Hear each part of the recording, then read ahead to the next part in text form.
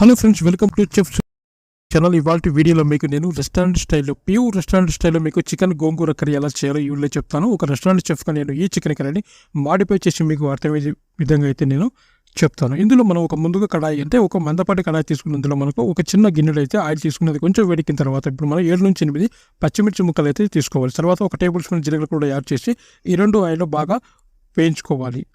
ఈ రెండు బాగా వేగిన తర్వాత ఇప్పుడు మనం కట్ చేసిన గోంగూర కూడా ఇందులో అయితే మనం యాడ్ చేసుకోవాలి. ఇప్పుడు మనకు పచ్చిమిర్చి జీలకర్ర ఇలాగే గోంగూర 3 కలిపి ఆయిల్ బాగా ఫ్రై చేయాలి.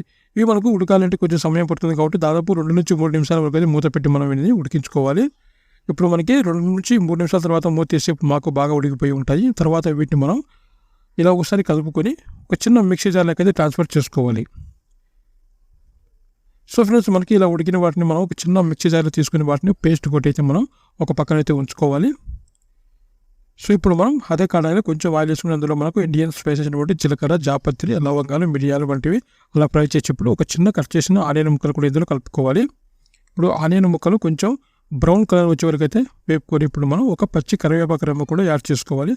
వీటిని ఇలా ఫ్రై చేసి సో ఇవన్నీ కూడా బాగా ఫ్రై అయిన తర్వాత ఇప్పుడు మనకు అల్లం వెల్లుల్లి పేస్ట్ కూడా ఇందులో కలపాలి. అల్లం వెల్లుల్లి పేస్ట్ మనకి రాసి వెళ్ళిపోయే వరకు అయితే అలా నూనెలో ఫ్రై చేసుకోవాలి. ఇవన్నీ వేగిన తర్వాత ఇప్పుడు మనం ఒక 1/2 kg వరకు అయితే చికెన్ బోన్ అయితే తీసుకోవాలి. గోంగూర చికెన్కి మ్యాక్సిమం మనం బోన్ తీసుకుంటాం. సో మీకు బోన్ అంత ఇష్టం లేకపోతే బోన్లెస్ కూడా తీసుకోవచ్చు.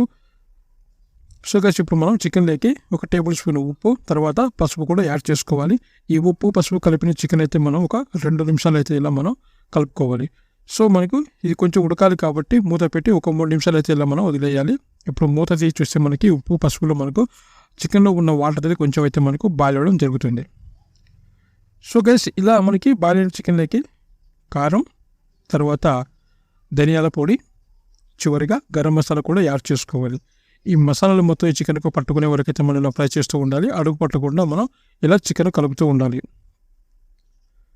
కానీ ఇలా మనకి చికెన్ కలపడం అయిపోయిన తర్వాత మనం ఏం చేయాలంటే ఈ చికెన్ ఉడికించుకోవాలి కాబట్టి మనకు ఒక 5 నిమిషాలు అయితే అలా వదిలేయాలి మూత పెట్టి. ఇప్పుడు మూత తీస్తే మనకు ఆయిల్ సపరేట్గా అయ్యి చికెన్ ముక్కలు అలా ఉడుకుతూ ఉంటాయి. సో గైస్, మనకు ఒకసారి అయితే మనం చికెన్ ఇలా కలుపుకోవాలి. ఇప్పుడు మనం ముందుగా పేస్ట్ కొట్టి పెట్టుకున్నటువంటి గోంగూర పేస్ట్ అయితే ఇందులో కలుపుకోవాలి. సో అలాగే మనకు మిగిలిపోయిన గోంగూర కొంచెం వాటర్ కలుపుకొని ఇందులో కలుపుకుంటే మనకు గ్రేవీ కోసం చాలా బాగుంటుంది. ఇలా మనం ఈ గోంగూర పేస్ట్ మొత్తం చికెన్ గ్రేవీలో కలుపుకోలేకైతే మనం చికెన్ ముక్కలు ఇలా కలుపుకోవాలి. ఓకేనా, మీకు కొంచెం గ్రేవీ ఎక్కువ కావాలంటే వాటర్ ఎక్కువ వేసుకోవచ్చు. మనకి గోంగూర చికెన్ అంటే కొంచెం సెమీ గ్రేవీ ఉంటేనే టేస్ట్ బాగా ఉంటుంది. సో గైస్, ఇలా మనం కలుపుకున్న తర్వాత ఒక మూత పెట్టి ఒక 10 నుంచి 15 నిమిషాలు అయితే అలా వదిలేయాలి. తర్వాత మనకు మూత చూస్తే మనకు చక్కగా గోంగూర చికెన్ రెడీ అవుతుంది. గార్నిష్ కోసం చివరిలో మనం కొత్తిమీర కూడా యాడ్ చేసుకోవాలి. ఇలా కలుపుకుంటే మనకు చాలా టేస్టీ అయినటువంటి గోంగూర చికెన్ మీకు యాస్టీజ్ రెస్టారెంట్ స్టైల్ అయితే తయారైపోతుంది అనమాట. చివరిగా మీకు తడక చిన్న ఆయిల్లో కొంచెం గడ్డ తీసుకొని అందులో మనకు 2-3 ఇలా డ్రై చిల్లీ వేపుకొని కలుపుకుంటే టేస్ట్ మంచి స్మోకీ ఫ్లేవర్తో చాలా టేస్టీగా ఉంటుంది. ఒకసారి ట్రై చేయండి.